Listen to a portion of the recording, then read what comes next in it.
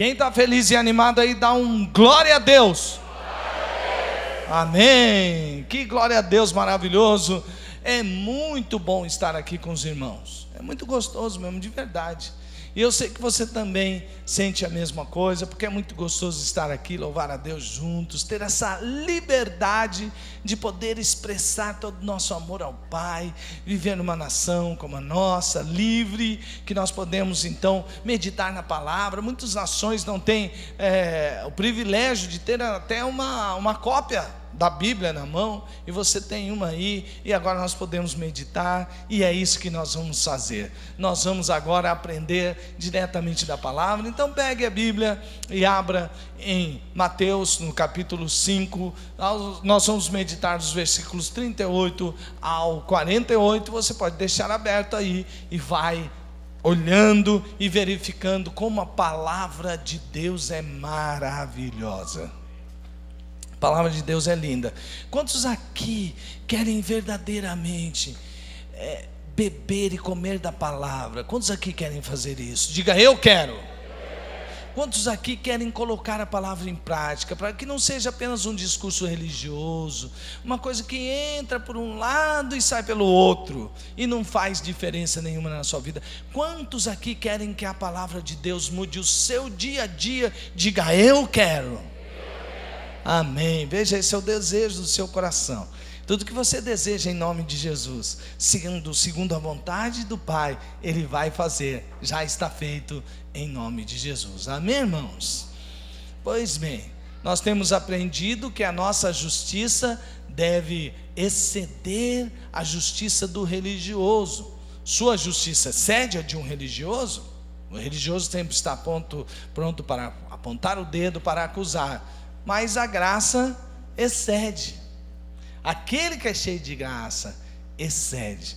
Então hoje nós vamos aprender mais uma lição do sermão que Jesus pregou, que foi tão importante para todos os cristãos em todos os tempos, em toda a face da terra, o sermão do monte. E como você já viu, este sermão aqui, Jesus dá uma ênfase de que nós, principalmente nesta parte do sermão, nós como discípulos de Jesus, nós devemos exceder a lei. Não é para dizer, a lei não presta mais, já passou, não precisamos mais cumprir. Não é isso não. O discípulo de Jesus é convocado a ser excelente, ir além daquilo que nos mandam fazer. Amém? Quantos discípulos de Jesus nós temos nesta noite? Quantos discípulos de Jesus? Dá um tchau para mim aí. Vou ver, quero ver os discípulos de Jesus aqui nesta noite. Glória a Deus. Veja quanta coisa boa, quanta gente boa reunida aqui, porque discípulo de Jesus é gente maravilhosa. E sabe, tem um cântico que nós aprendemos que fala sobre nossos direitos. O que é o nosso direito? A equipe foi arrebatada e só nós ficamos ou não, irmãos? Eu acho que eles foram ali, saíram para um lugar secreto para orar. É que eles já estão aqui desde o outro culto, né? Quem sabe tirar, mas eu queria chamar o meu amigo Vladimir, não está por aqui agora. Mas existe um cântico que a gente canta, que diz assim: tudo que Jesus conquistou na cruz é... Amém, irmãos? Glória a Deus. Tudo que Jesus conquistou é direito nosso. Tomamos posse, é nossa. Amém? Quantos aqui querem tomar posse do seu direito que Jesus conquistou na cruz? Dá um glória a Deus. Amém. Pois é, hoje é um dia maravilhoso. Deus tem uma grande revelação para você sobre o grande direito que você conquistou na cruz do Calvário, porque Jesus também fez isso lá na cruz. Ele nos ensinou lá na cruz qual é o nosso direito. Qual que é o nosso direito conquistado lá na cruz, irmãos? Você disse glória a Deus num negócio que você não sabe. É brincadeira, irmãos. Da salvação, o que mais? Vida eterna, o que mais? Perdão, todas essas coisas. Mas hoje aqui Jesus vai nos ensinar alguma coisa sobre direito. Sobre o direito. Diga comigo assim: eu herdei o direito de não ter direito. Glória a Deus. Diga assim: eu sou discípulo de Jesus. Então eu tenho direito de não ter direito. Amém, irmãos? O cristianismo é assim mesmo, ele é maluco tem hora, e parece até antagônico. Para que alguém morreria na cruz para você não ter direito de ter direito? O discípulo excede ao direito de ter direito. Pensei que você tinha sido arrebatado, é verdade. Eu falei, poxa, o Vladimir foi arrebatado. Sempre eu considerei ele um cara muito piedoso, mas será que eu fiquei? Mas você não foi arrebatado, não. É que era para a gente cantar aquele pedacinho da música, não tá. Mas agora você não está dispensado de fazer o fundo musical, tá? Combinado então, amém, glória a Deus. O discípulo excede ao direito de ter direito. Hoje nós vamos aprender que excede ao direito de fazer justiça e excede ao direito de amar só ao próximo. Deixa eu deixar bem claro uma coisa bem no comecinho para você não confundir. Jesus não vai falar a respeito de leis civis, sociais que deviam ser cumpridas. Jesus não é contra o tribunal. Ele nem está querendo dizer que essas leis devem valer lá no tribunal. Ele está falando sobre os relacionamentos, os direitos no relacionamento. Os fariseus, sim, eles estavam confundindo e estavam trazendo para os relacionamentos as leis civis. Então eles se achavam no direito de, nos relacionamentos, agirem dentro do rigor da lei. E aí Jesus vai dizer, se você quer ser meu discípulo, você tem que ir além da lei. Não somente fazer o que a lei manda, mas ir além da lei. Então vamos aprender o que é isso? Eu espero que você esteja assim, com a sede, aquela avidez da palavra, de querer descobrir o que é isso. Deixa eu descobrir isso daí, porque essa afirmação aí está estranha, esse negócio, mas vamos descobrir na palavra. Eu espero que eu tenha provocado isso em você. É verdade. Excede ao direito de fazer justiça, o que muitas pessoas naquela época queriam fazer, justiça até com as suas próprias mãos, o que era autorizado, dependendo da interpretação que você tinha da lei. Você tem que ir além, porque o discípulo, ele é extravagante no amor, ele vai exceder ao direito de ter direito. Então vamos lá, ver o que é isso.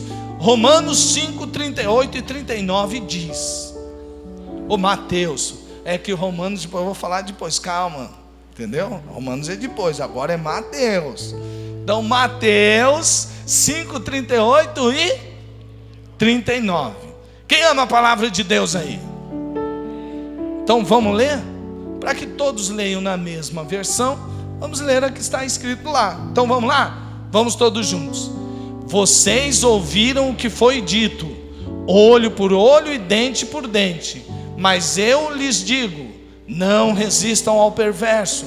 Se alguém o ferir na face direita, ofereça-lhe também a outra. O que significa olho por olho, dente por dente? Quando você lê essa frase, você não acha meio maldoso? Poxa, olho por olho, dente por dente. Mas você acredita se eu te disser, vou chamar a professora aqui, a professora do livro, vamos dizer que aquele livrão lá é a Bíblia, ela vai ensinar algumas coisas para a gente interpretar bem a Bíblia, tá? Então vamos lá. A lei olho por olho, e a princípio pretendia restringir a retaliação ilimitada. Então a lei é boa. Você quer ver por quê? Olha só. Lá, apertei errado aqui, peraí, voltou. Lá no Velho Testamento tinha a lei que Moisés deu, os 10 mandamentos, que é a síntese da lei moral. Está lá nos 10 mandamentos, tá bom. Mas lá em Levíticos, em Êxodos, ele também coloca o Código Civil da nova nação de Israel. Então ele tinha que, claro, já pensou uma sociedade sem leis? Só que aí, para que as pessoas não ficassem fazendo crimes e caíssem na impunidade, ele disse, olha, se alguém fizer tal coisa assim, o outro vai ter direito de se vingar. ou de fazer justiça. E qual que vai ser a justiça? Depende de cada crime cometido, assim como em qualquer lei, de qualquer código civil. Só que estava acontecendo algumas coisas. Por exemplo, se alguém me ferisse no rosto e eu perdesse o olho, eu ia lá para me vingar, ou um parente meu, alguém da minha família, ia lá e arrancava os 2 olhos da outra pessoa. Ele diz, não pode. Então por isso que ficou assim, literalmente é isso. Por isso que ficou, é olho por olho. Se arrancar um dente seu, você tem direito de se vingar com um dente, não extrapolar disso. Bom, existiam equivalentes no tempo de Jesus na lei do Oriente, de países orientais. Por exemplo, nós temos uma história contada, nos livros da história, que lá em Atenas alguém fez isso. A pessoa feriu, tirando-lhe um dedo, e foi o outro, para se vingar, foi lá, olha, você tem que pagar o preço do seu. Foi lá e arrancou a mão. Ele disse, não é assim. A justiça não pode exceder. Então foi colocado olho por olho, dente por dente, para evitar a vingança sem limite. Quando Jesus chama os seus discípulos, ele diz assim: a lei é boa, ela foi feita para restringir uma vingança exagerada, mas se vocês querem ser meus discípulos, dizia Jesus aos discípulos, quantos aqui querem ser discípulos de Jesus de verdade? Andar segundo Jesus andou, seguir Jesus, quer mesmo? Veja o que Jesus pede de você. Jesus, porém, está indo além e dizendo aos discípulos: não se vinguem, mas paguem o mal com o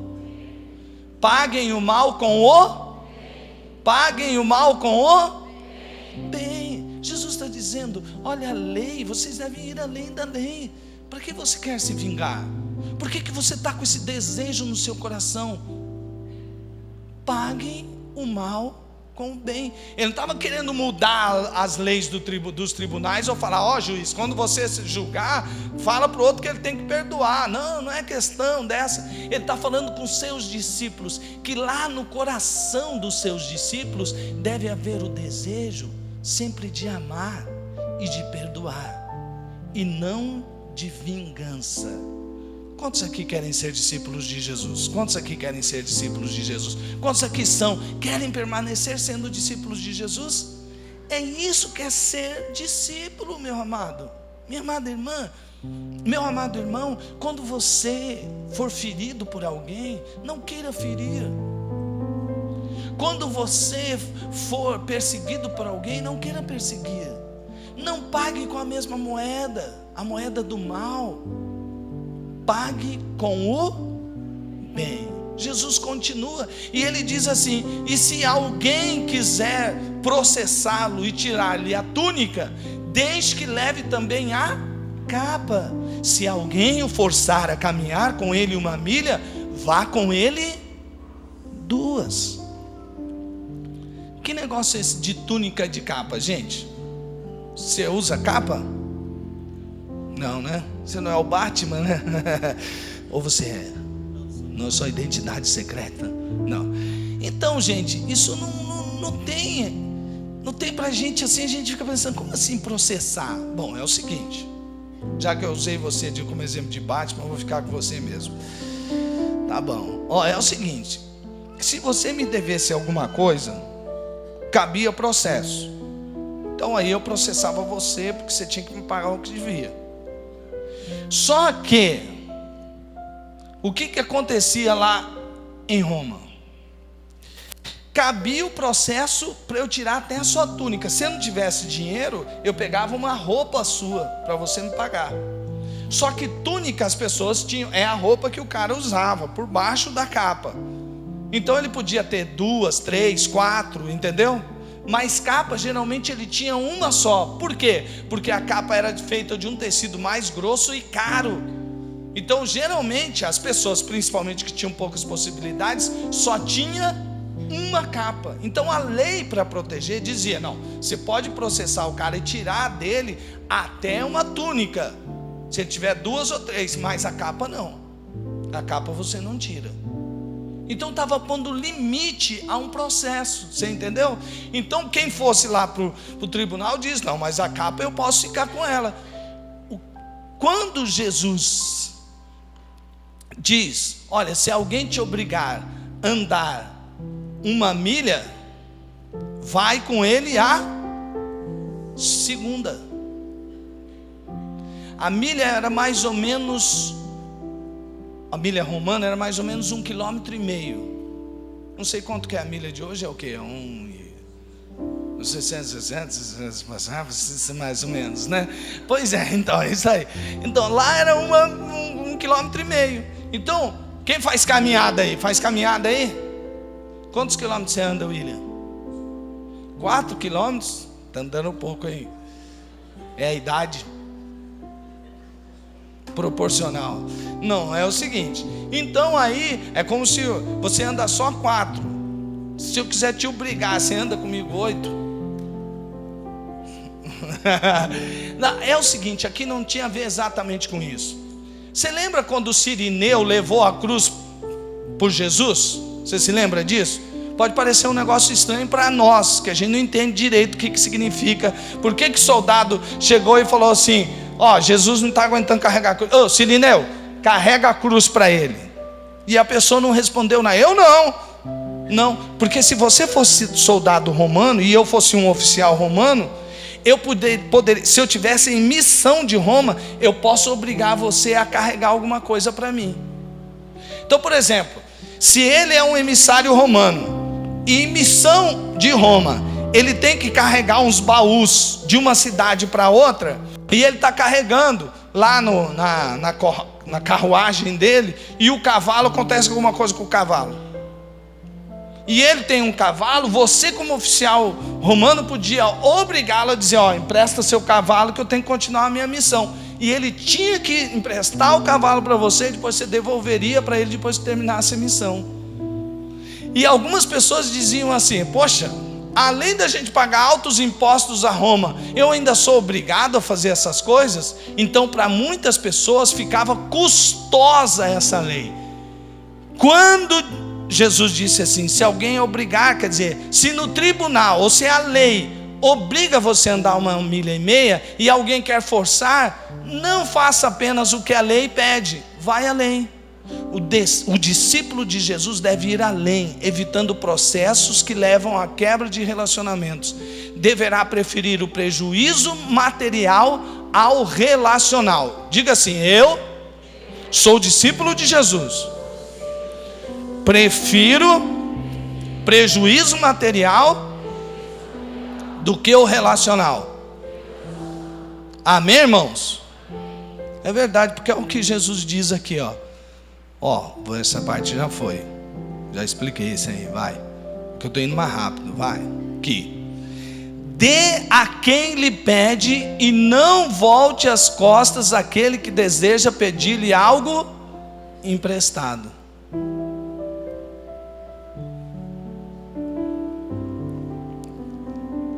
Antes de eu casar, isso já faz muito tempo. Esse amigo, até por alguns motivos, já não, a gente está em outro ministério e tal, mas a gente andava fazendo os trabalhos da igreja e tal. Eu trabalhava na Receita Federal, era assim, um cargo bem baixinho, assim, era tipo um estagiário. Mas o dinheirinho que eu tinha era bom, porque ajudava a minha família. Meu pai estava passando por uns momentos meio difíceis. E aí então eu trabalhava, eu tinha meu dinheirinho. E um dia um amigo meu chegou para mim e disse assim, olha, eu estou precisando de um dinheiro emprestado, você não tem para me emprestar? Legal isso aí, né, quando o amigo fala isso. Mas é amigo, você fala, quanto você está precisando? Se eu tiver, claro, eu te empresto. Aí ele falou um valor, naquela hora era um valor um pouquinho alto para mim, na minha situação, mas eu tinha. E o que eu fiz? Meu amigo, emprestei o dinheiro. Legal. Falou, olha, não fique preocupado, porque eu sei que você precisa do dinheiro. Quando eu receber daqui umas 3 semanas, eu já te passo o dinheiro. Passou as 3 semanas, ele não me pagou. Você está rindo por quê? Já aconteceu com vocês aí? Ah, tá. Então ele não me pagou, eu fiquei assim. Mas ele chegou em mim depois de uns dias do prazo vencido e falou assim: ó, é o seguinte, eu recebi, mas me apertei, mas me dá mais alguns dias que eu vou te pagar. E a gente andava sempre junto. E cadê pagar o dinheiro? Jefferson Raposo, empréstimo, você me empresta para pagar? Ah, tá, então tá. Aí, rapaz, passou o tempo e eu precisando do dinheiro, prestei um valor que era mais alto, aí ficou faltando, porque de repente você empresta um dinheiro que não é seu, né? Para você pagar a conta da energia, a conta da água, a prestação do apartamento, não é assim? Mas você empresta o dinheiro. Daí quando eu foi passando e nada de dinheiro, e nada de dinheiro, e nada de dinheiro. Aí eu falei, bom, o que eu faço agora? Porque eu estava assim, né, já orando pelo irmão mais intensamente, querendo grandemente que ele fosse abençoado, né? E aí então, eu comecei a conversar com Deus aquilo. E aí eu creio que veio a resposta de oração. Ele me chamou um dia e falou assim: olha, você sabe, eu não estou podendo te pagar tudo de uma vez, mas eu quero te fazer uma proposta. Eu falei, faça. Eu já estava quase considerando dinheirinho perdido, né? Aí ele falou assim: então, você não precisa comprar alguma coisa? Eu falei, comprar as coisas a gente precisa, mas eu não quero comprar agora, porque eu estava precisando de dinheiro para pagar algumas coisas. Ele falou, pois é, mas não tenho para te dar agora.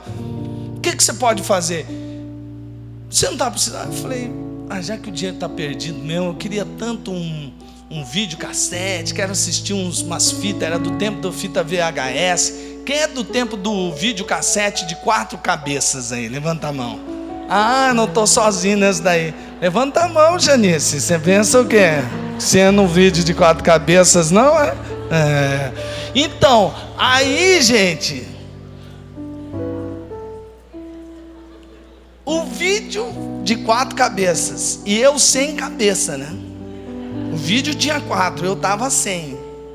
Aí fui lá, falei, tá bom, vou comprar. Quando vai chegando a hora de pagar, Zilfa, o sujeito vai indo para o lado do crediário. Sabe o que ele fala para mim? Olha, só que só tem uma coisinha para falar. Eu falei, diga. Ele falou para mim assim, só que vai ter que ser no seu nome.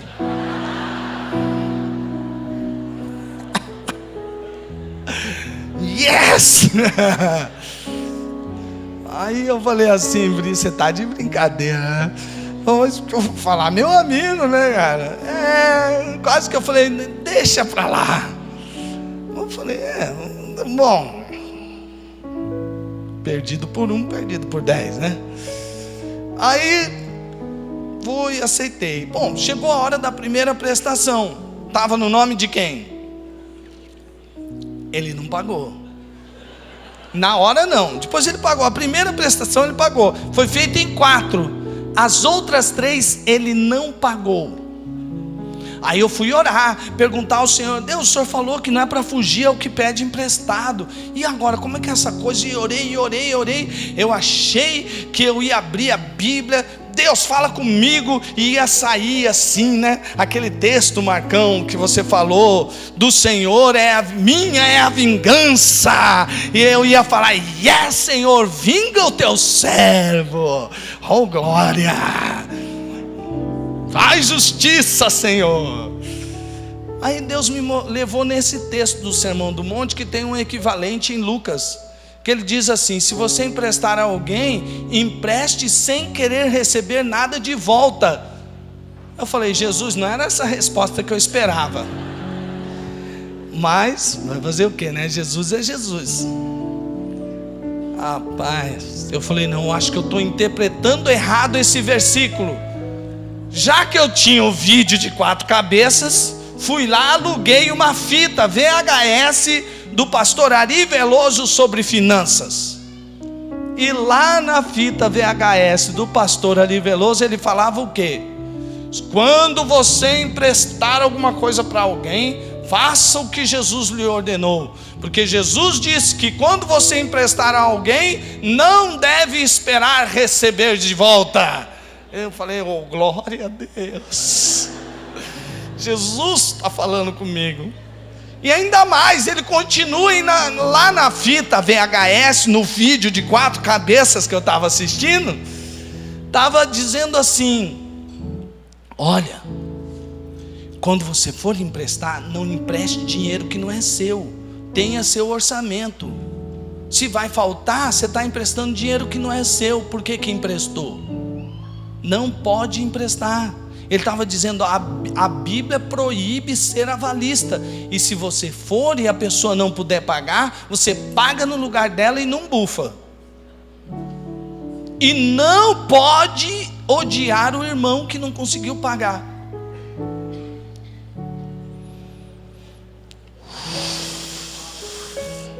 Nessa hora que tem que falar, fala Jeová. E Jeová falou comigo mesmo.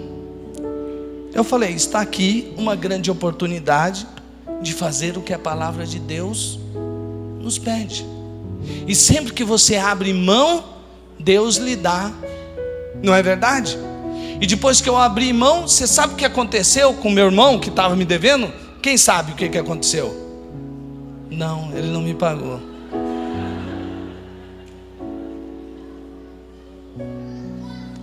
Foi a maior bênção ele não ter me pago, porque nós continuamos amigos. E vou dizer para você, eu passei a ser mais amigo dele do que era antes disso. E foi uma bênção, porque a palavra de Deus se cumpriu na minha vida. E eu pude experimentar o que é valorizar. Porque qual é o maior valor? O que é mais importante? O dinheiro ou a pessoa? Gente, responda. O que é mais importante? Dinheiro ou a pessoa? Mas você leva a pessoa no tribunal se ela não te der dinheiro. Então você está valorizando mais quem? O dinheiro ou a pessoa? Talvez você esteja pensando assim, pastor, mas esse tipo de pregação, os crentes vão ser tudo uns pobres miseráveis, porque vão ser abusados pelos outros. Não, não vai ser, porque ele vai ter sabedoria de só emprestar aquilo que ele tem para dar. Entendeu? Só que ele nunca vai permitir que o dinheiro faça com que haja quebra de relacionamentos. Mas você quer ver? Até entre irmãos, envolveu o dinheiro, sai de baixo. Os caras falam, me perdoa aquela palavra que eu te disse, que irmão, já está perdoado. Irmão, perdoa aquela dívida que eu tenho com você. Nananina, não, paga o que você me deve. A palavra de ofensa você perdoa, mas a dívida não. O que tem mais valor? O dinheiro ou a relação? É isso que Jesus está pregando aqui. O discípulo deve valorizar mais o relacionamento, deve valorizar mais as pessoas, porque foi por elas por quem Jesus morreu. E cada pessoa vale o sangue precioso de Jesus. Os discípulos devem estar prontos a suprirem as necessidades do próximo, mesmo que o próximo não mereça. Não devemos fugir dando desculpas. Os discípulos devem ir além do que podia ser tomado ou requerido por lei, dando livremente às pessoas que não mereciam, e não se esquivando dos que iriam mendigar ou tomar-lhes algo emprestado. Está lá no comentário de Brodman. Irmãos, quem é discípulo de Jesus excede ao direito de querer que justiça seja feita. Uma vez eu estava pregando, estava comentando e usei a frase justiça exemplar. Aí o irmão Félix disse assim: olha, irmão, eu tenho muita dificuldade com essa frase justiça exemplar, porque geralmente essa frase está ligada a fazer justiça em determinados casos. A justiça tem que ser justiça em todo o tempo. E toda vez também que fala justiça em exemplar, parece que a gente quer escolher algumas pessoas que cometeram um crime para fazer delas os grandes vilões. E é verdade. Em muitos casos é assim. Se você pega uma pessoa que cometeu um crime que você detesta, você quer fazer daquilo um exemplo de punição, e aí a punição é maior do que realmente aquela pessoa merecia. Amados irmãos, o discípulo excede ao amar só ao próximo, inclui o inimigo. Essa é a segunda e última parte desta palavra. Primeiro você ouviu sobre o direito na justiça, agora você vai ouvir sobre exceder o direito de amar só o próximo. Olha o que está escrito, vamos ver lá. Vocês ouviram o que foi dito: ame o seu próximo e odeie o seu inimigo. Mas eu lhes digo: amem os seus inimigos e orem por aqueles que os... Vamos ler de novo. Vocês ouviram, não falou que está escrito, mas vocês ouviram o que foi dito: ame o seu próximo e odeie o seu inimigo. Mas eu lhes digo: amem os seus inimigos e orem por aqueles que os perseguem. Essa é a lei do discípulo, para que vocês venham ser filhos de seu Pai que está nos céus, porque Ele faz raiar o seu sol sobre maus e bons, e derrama chuva sobre justos e injustos. Amados irmãos, lá no manual de discípulos de Canaã, ordena amor por todos que Deus elegeu, mas ódio a todos os que Ele rejeitou, inclusive todos os filhos das trevas. O fariseu possivelmente restringia próximo a outro fariseu, tanto que ele só usava a palavra em aramaico para próximo, para outro fariseu. Para pessoas que não eram fariseus, eles não usavam. Existe o equivalente isso no islamismo. Existe equivalente, tanto no judaísmo como no islamismo existem equivalentes. Eles dizem: não, nem todo mundo é próximo, tem gente que é filho das trevas, e esse merece morrer. São inimigos de Alá, são os inimigos de Jeová. E aí então, quando Jesus vem, ele percebe que essa cultura está instaurada ali. Tanto os judeus, como todos os povos dominados, tinham por um inimigo comum, e o inimigo era Roma. E aí então, quando Jesus percebe isso, ele diz para os seus discípulos: não, com vocês vai ser diferente. Vocês não odiarão os seus inimigos, vocês vão orar por eles. Vocês não se vingarão dos seus inimigos, vocês vão perdoá-los. Vocês não perseguirão aos que perseguem você, você vai abençoá-los.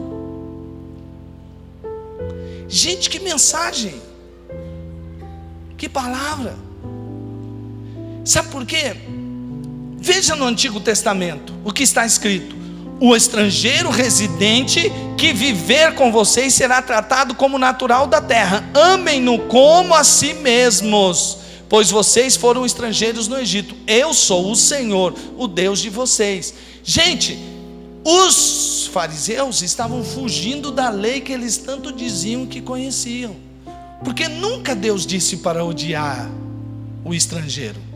Jesus nunca disse isso, a palavra de Deus nunca disse isso. Jesus só estava querendo desvendar o coração do religioso hipócrita. O religioso só ama aquele que o ama.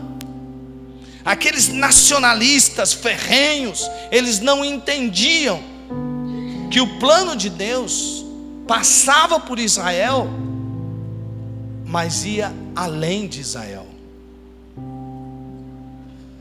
Se vocês amarem aqueles que os amam, que recompensa receberão? Até os publicanos fazem isso. E se vocês saudarem apenas os seus irmãos, o que estarão fazendo demais? Até os pagãos fazem isso. Portanto, sejam perfeitos, como perfeito é o Pai de vocês. Tem um homem que eu admiro muito a sua história, é o pastor Martin Luther King, que foi um homem que lutou contra a segregação social que havia nos Estados Unidos com relação à sua raça negra. E este homem lutou com todas as forças. E no seu funeral, alguém disse o seguinte: se algum homem conheceu o significado do sofrimento, este foi King. A sua casa foi bombardeada, viveu durante 13 anos, dia após dia, sob constantes ameaças de morte. Foi maliciosamente acusado de ser comunista. Foi falsamente acusado de ser um hipócrita. Foi esfaqueado por um membro de sua própria raça, a raça que ele estava defendendo, contra a segregação racial. Foi esmurrado no vestiário de um hotel. Foi preso mais de 20 vezes. Uma vez foi profundamente magoado porque os seus amigos o traíram, e não obstante, este homem não guardava amargura no seu coração, nem rancor em sua alma, espírito de vingança em sua mente. E ele andou por este mundo pregando a não violência e o poder redentor do amor, disse Dr. Mays no seu funeral. Comentário de John Stott: Martin Luther King e seus amigos estavam determinados a enfrentar o ódio com o amor. Então ganhariam não somente a liberdade, como também seus opressores. E a nossa vitória, diziam eles, será uma vitória dupla. Nós não somente ganharemos a causa, mas ganharemos os nossos próprios inimigos. Eu chorei muito quando vi a história lá na Indonésia de um casal cristão. Quando o homem voltava do seu trabalho, ele olhou para o vilarejo, tipo uma tribo onde ele morava, porque os cristãos tinham que morar meio afastados. Ele viu fumaça. E muitos vilarejos cristãos são incendiados na Indonésia. E quando ele chegou e foi se aproximando da sua casa, enquanto ele caminhava, ele viu braços, ele viu pés fora do corpo, pernas fora do corpo, cabeças fora do corpo. O seu coração começou a bater mais forte e ele perguntou: onde está a minha esposa? Onde está a minha esposa? Ele tinha uma filha adolescente também e não via nenhuma das duas. Os que sobreviveram avisaram ele: olha, você viu o que aconteceu com muitas pessoas. A sua esposa e sua filha foram levadas pelos perseguidores religiosos, e agora sua esposa é refém. E ele durante muito tempo procurou por sua esposa.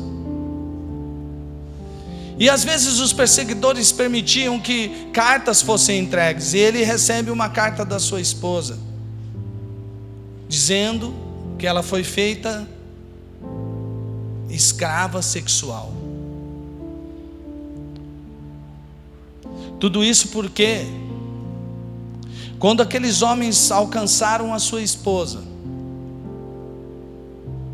ela estava correndo como todos, e os perseguidores religiosos estavam usando facões, e quando as pessoas passavam, eles começavam a desferir golpes. E de repente a sua mulher é levada até um oficial, e o soldado conta que aquela mulher não pode ser ferida, porque quando se dava uma facada, ela mesma olhava e não acontecia nada em seu corpo. Em cada facão não acontecia nada. E quando tentaram decapitá-la, não conseguiram. E aí aquele comandante daquele exército diz assim: vamos ver se ela é assim mesmo. Tirou o seu revólver, pôs bem na sua cabeça e disse: agora vamos ver se você resiste isso. E puxou o gatilho.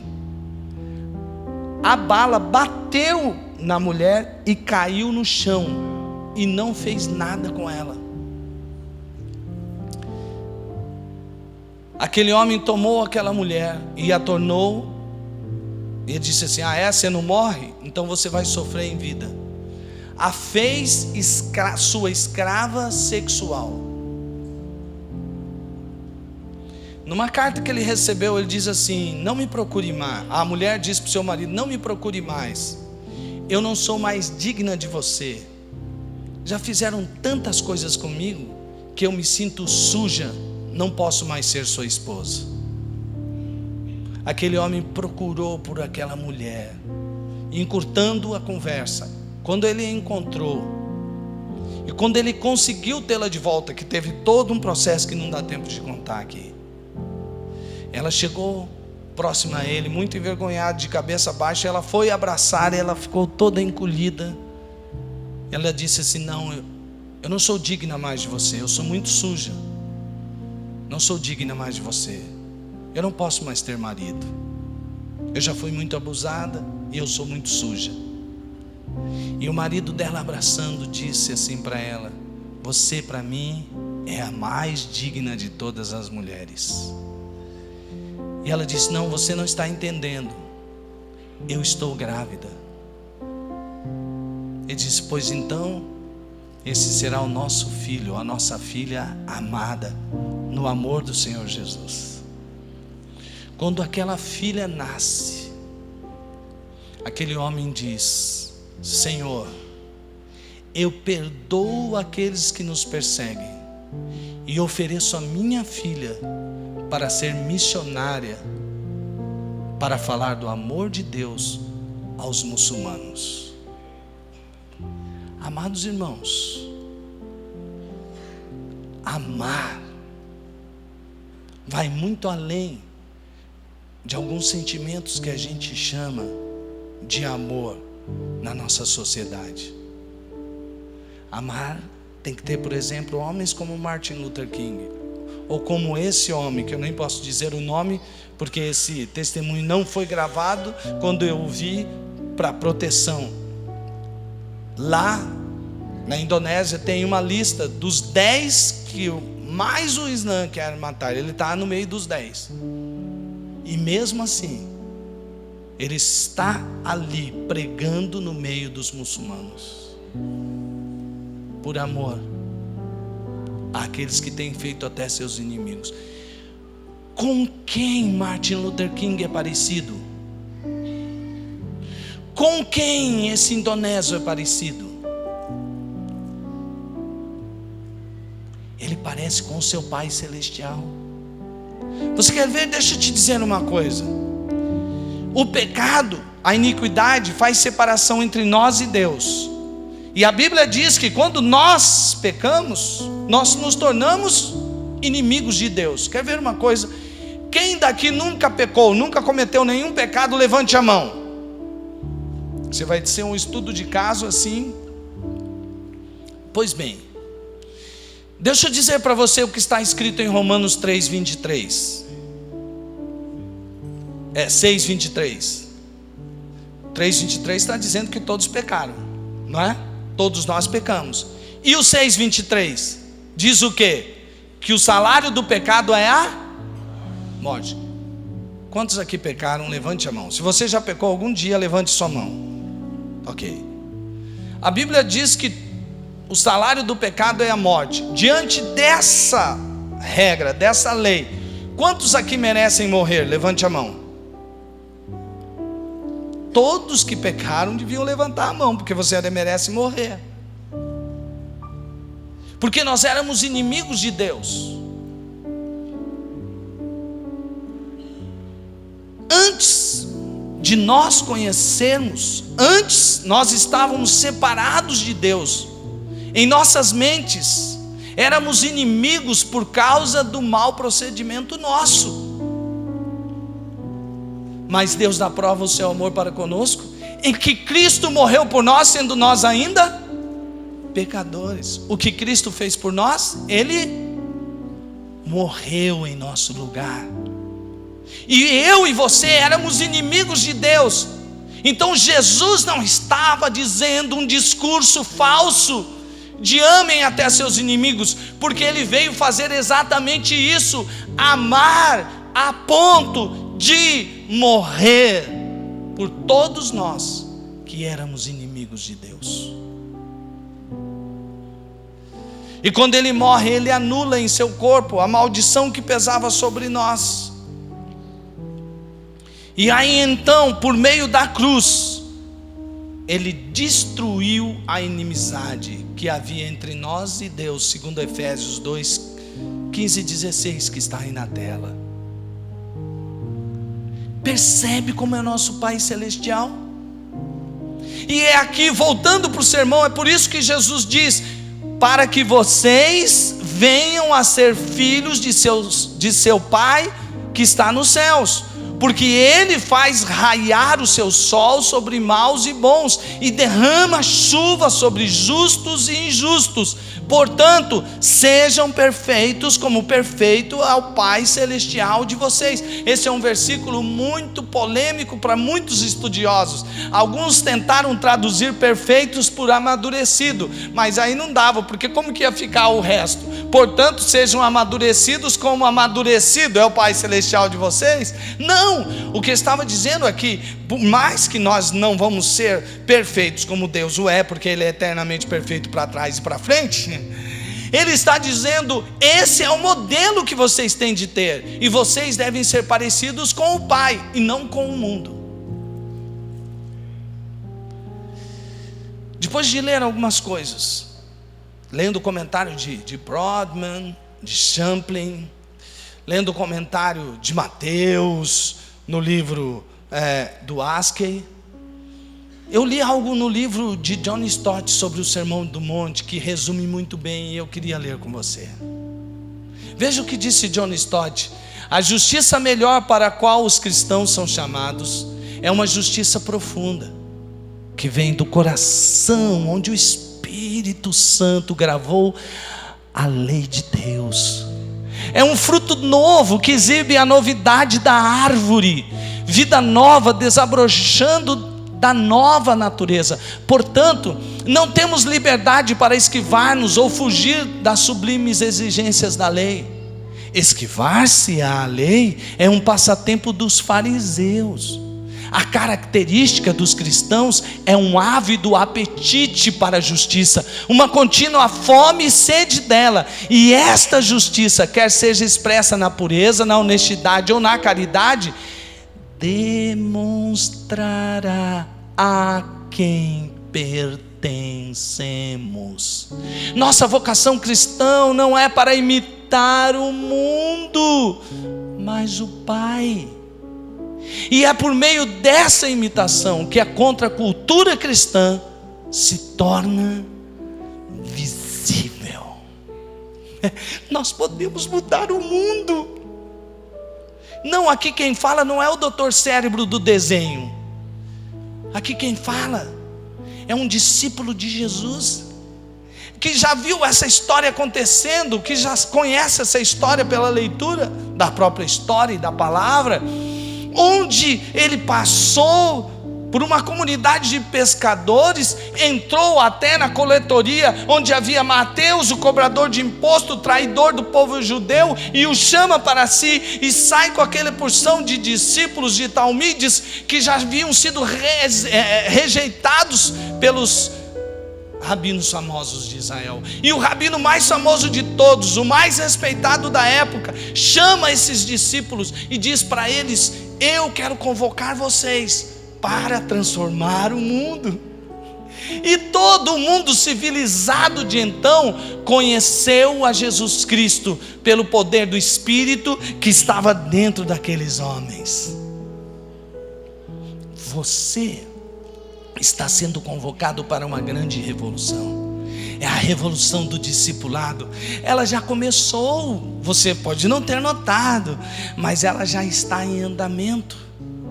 Você está sendo convocado para voltar às origens, para se assentar com Jesus, para ouvir Jesus de novo com a mente aberta. Nós criamos uma religião de espetáculos, onde existem os superpoderosos que curam, que expulsam demônios, que fazem coisas espetaculares e que a gente acha que só eles podem fazer isso. Mas está chegando o tempo, e é essa a hora que Deus está se manifestando através de pessoas simples, que não são super pops do mundo gospel, mas que são pessoas comuns lá do povo, que no dia a dia vai mostrar o que é o amor de Deus. E as pessoas olhando para o dia a dia daquelas vão querer também esse Jesus, porque a vida é apaixonante, a vida do discípulo é apaixonante. O discípulo sempre está pronto a servir e amar. Então eles vão querer essa revolução já está acontecendo e você está sendo convocado. Não são os poderosos que estão sendo convocados, não são as grandes figuras da cidade, da sociedade, como às vezes a gente acha. Se o fulano de tal se convertesse, já pensou que impacto seria? Muitos pops já se converteram, e aconteceu o quê? Jesus conta com você, meu irmão. Jesus conta com você, minha irmã, que às vezes se considera um nada, um zero. Deixe Jesus ser um 1 na sua frente, para que você se torne um 10, como disse o pastor Reinhard. Ele conta com você. É a revolução do discipulado, é a revolução do amor. Imagine você fazendo isso com algumas pessoas. Não pense em sistema, pense em pessoas. E essas pessoas fazendo com outras pessoas. E assim vamos criando uma cadeia de pessoas que se importam com pessoas, que amam pessoas e cuidam de pessoas. Você já pensou que lindo? Vivendo esse amor, está estabelecida a contracultura cristã. Deus conta com você. Vamos orar para terminar. Tem um filme que chama Corrente do Bem. Eu me lembro que eu não sei se foi o Felipe ou o Gabriel, porque os dois já viram o filme, mas foi um trabalho de escola. E eles me diziam: pai, é legal, assiste o filme. Isso faz muitos anos. E eu vim assistir por acaso o filme. E a Corrente do Bem nasceu quando um professor escreveu no quadro: pense numa atitude que pode mudar o mundo. Agora coloque em prática no seu dia a dia. Um menininho estava escutando. E ele falou: vou fazer isso. Aí ele pegou e desenhou umas bolinhas. No quadro. Pegou uma bolinha, desenhou. Aí ele puxou um fio e desenhou mais 3 bolinhas. Aí ele disse assim: eu vou ajudar essas 3 pessoas, mas eu vou fazer algo difícil, não fácil. Ele sai, vai para um lugar onde tem uma porção de pessoas que estão ao relento, passando fome. Ele pega um daquele, leva para dentro da sua casa e dá comida para ele, e faz uma ação. A hora que sua mãe chega, fica super assustada, lhe dá uma dura: como é que você leva um estranho para dentro de casa? Pois bem, aquele homem é tão tocado com a ação daquele menino, que o menino diz: olha, eu fiz isso por você, agora você tem que fazer com 3 pessoas, algo que lhe custe muita coisa. E ele vai fazendo. Ele morava no filme em Las Vegas, e esse movimento chega até Los Angeles. E aí ele vai vendo. Simplesmente, você pode dizer, é um filme, mas é um filme que já aconteceu e está acontecendo de novo. Não é a corrente do bem só, é a corrente do amor. O amor que nos faz perdoar sem limites, que nos faz amar até aqueles que se fazem nossos inimigos, que nos leva a abençoar até aqueles que nos amaldiçoam,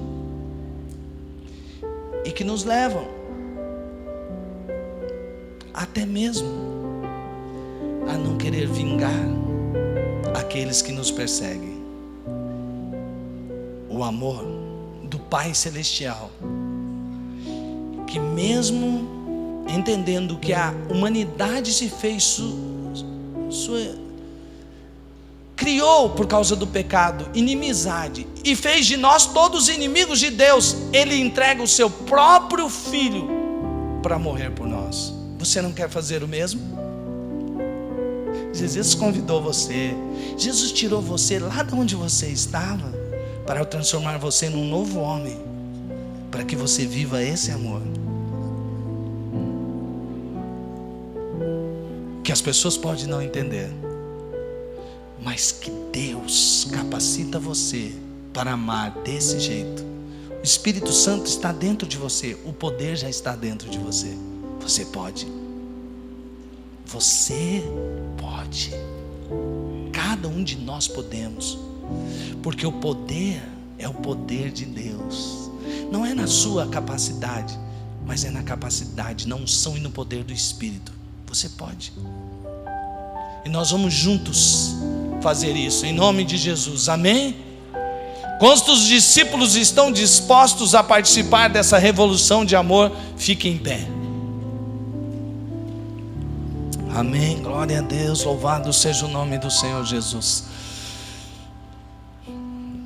Estenda a sua mão, com a palma da mão para cima, e receba agora a bênção de Deus. Que o amor de Deus, o Pai, esse amor maravilhoso do Pai, que nos amou de tal maneira, a tal ponto de entregar o seu próprio Filho, seja derramado sobre a sua vida, sobre os seus filhos e sobre os filhos dos seus filhos, em muitas gerações. Que a graça de Jesus, desse amigo de todas as horas que morreu na cruz por você, essa graça que libertou você do inferno, lhe sustente todos os dias da sua vida, para que você, na comunhão do Espírito, nas suas consolações quando as situações estiverem difíceis, possa ter poder e unção para viver intensamente o amor e ser parecidos com o nosso Pai Celestial, para a glória dele, para a edificação da igreja e para que Jesus seja conhecido por muitos como o Salvador, o Senhor, em nome de Jesus, amém.